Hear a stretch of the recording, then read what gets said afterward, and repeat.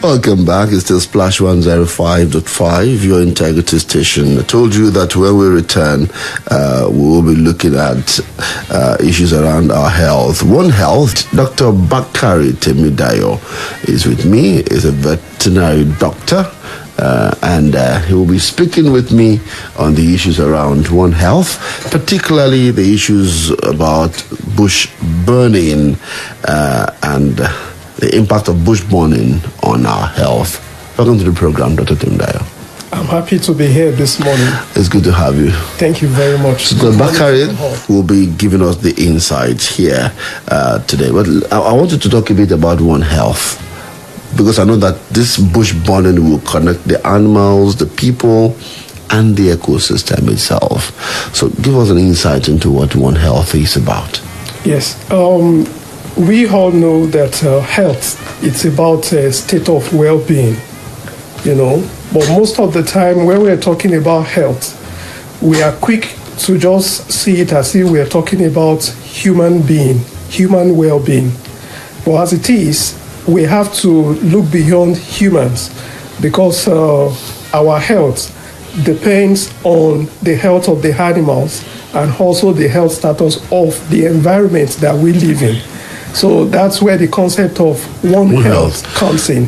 So One Health, it's all about that when we are thinking about health for humans, we should also consider how health of animals and that of the environment where we live, how it affects human health as well. So it has to be holistic, not just one-sided.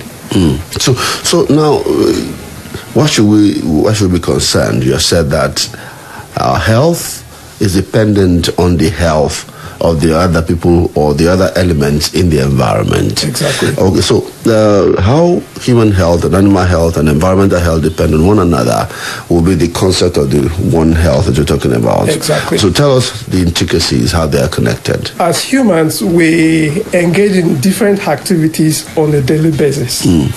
So these activities, as we are going about them, we need to be asking ourselves, how does it affect the life of the animals?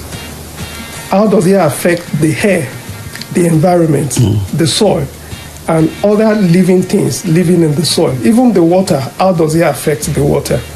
I would like to give an example, because we are focusing on bush burning today.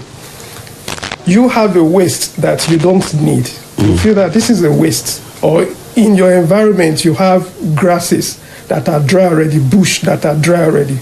To you, they are waste. You don't need them. Then you just decide to set them on fire. If you do that, you have not considered the animals that are living inside the bush. If you destroy their home, where do you expect them to go to?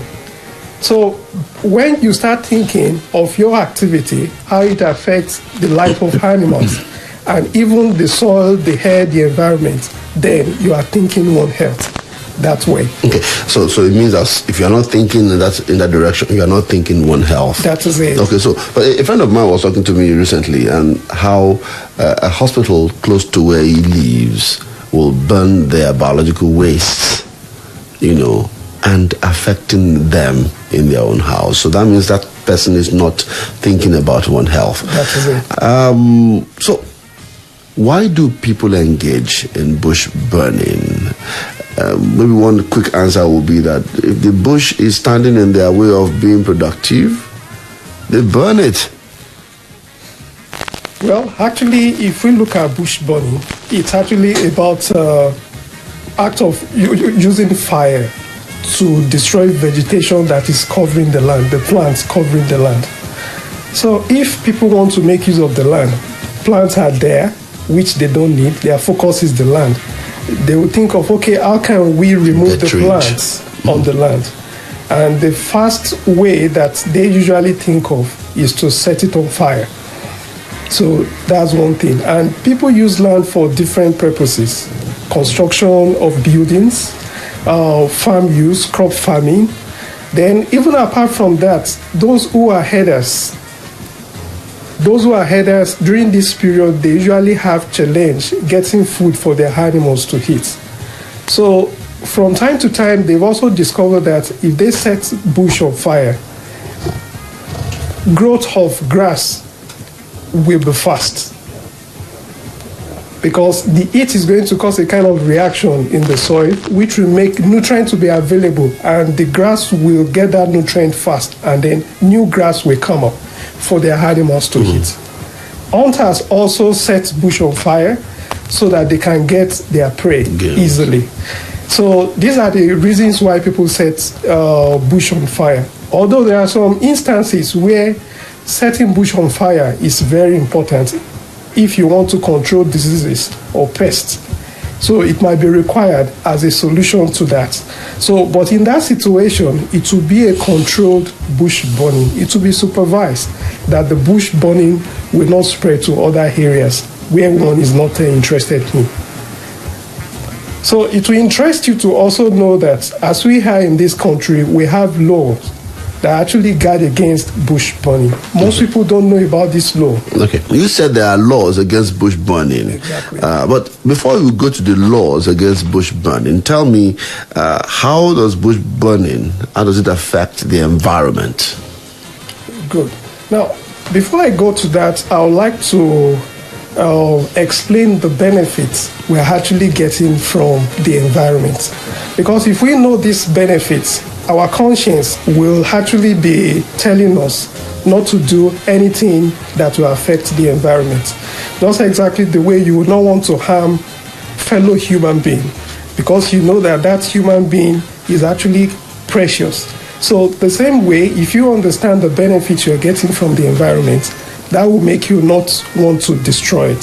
So we are not the only thing, living thing in the environment. We have the animals, we have the plants, and also we have non-living things in the environment as well, which we benefit from. Example is the oxygen that we're breathing. The air that we're breathing is non-living, but it's beneficial to us. Even the soil where we plant crops, there are some nutrients in the soil which are making those crops to grow. We don't want to destroy those nutrients, because if we do that, it's going to have impact on food production. So having this at the back of our mind is going to help us to always be interested in protecting the environment. So human activities like bush burning destroys the environment. Why that is done, it's going to eat up the soil, and that way it will affect the nutrients of the soil. So if you are planning to go into farming this year, for example, because I know most people are thinking in that direction now, people that will help you clear the land, please tell them very well they should not burn the bush on it. Because if they do that, they will destroy the nutrients that the crops that you're going to plant will need. So they should not engage in bush burning at all. Because once the nutrients are destroyed, the crops will not grow very well. So that's one. Then, apart from that also, bush burning reduces the ability of the soil to retain water. So if the soil cannot retain water, if rain falls, it will be easier for the topsoil to be washed away. Erosion will happen. So that's that. Apart from that as well, we need to have it at the back of our mind that that bush that you're looking at, it is the home of some animals. Not only their homes, they also get their food from there. So if you destroy the bush, it's more or less as if you are displacing them. Displacing them to where? If they leave the bush, be rest assured that they might come to your house. And in fact, we've been experiencing that already. If you have not been having rats in your home, dry season is usually the time you start seeing one rat or two coming to your house. If you don't kill that rat during that period, the rat will get established, and then they are going to become plenty that they will not even know way back to the bush again. So why is it that rats usually come to people's homes during dry season? It's because during dry season, that is the time majority of people engage in that act of bush burning.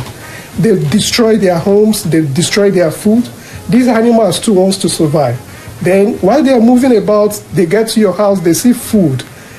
They will want to stay there and reproduce there and become plenty. So that's another negative effect of bush burning. Okay. So there are others too. All right.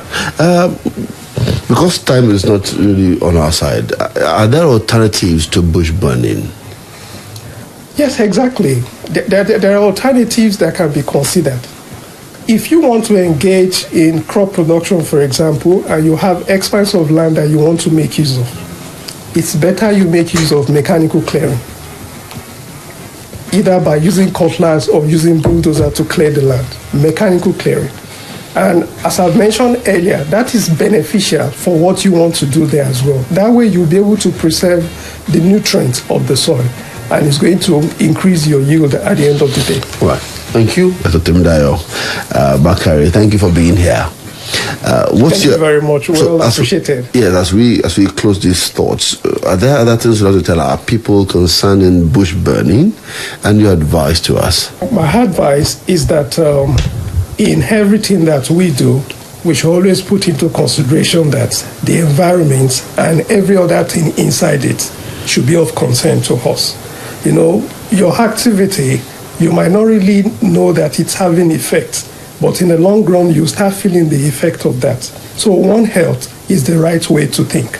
Thank you very much. Thank you so much, Dr. Bakari Temidayo, for coming on the program today, speaking to us about bush burning and why we need to stop that act.